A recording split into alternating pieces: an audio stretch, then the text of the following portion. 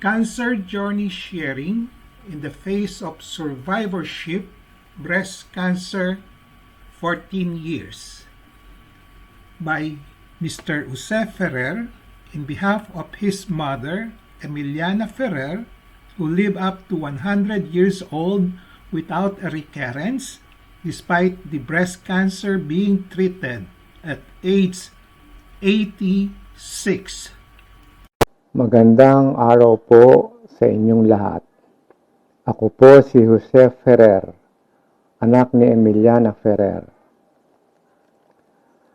Noong may nakapangbukol si Inang sa isa sa kanyang breast, siya ay natakot na baka ito ay cancer. Dinala namin siya kaagad kay Dr. Hoson para siya ay ma-check up.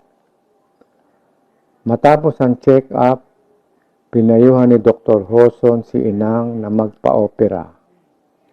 Tinanggal ang breast na may bukol na kumpirma na ito nga ay may cancer. Bago ang operasyon, may takot na naramdaman si Inang dahil sa pangamba na ang bukol ay cancer.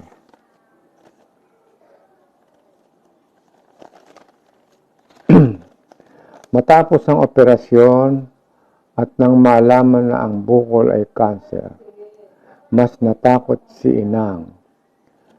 Sa pakikipag-usap kay Dr. Hoson, nababawasan ang takot ni Inang. Hindi nagkimo si Inang.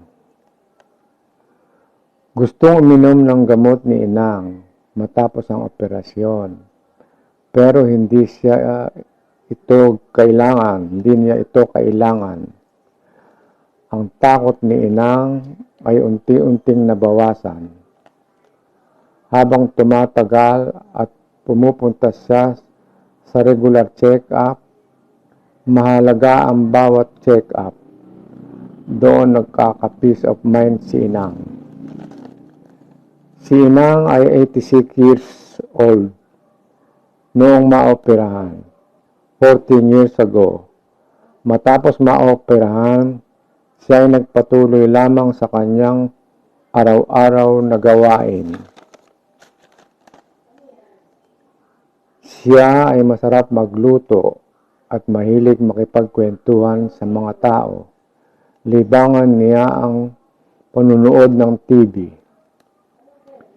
Yan ang mga nakatulong sa kanya para hindi laging maramdaman ang takot.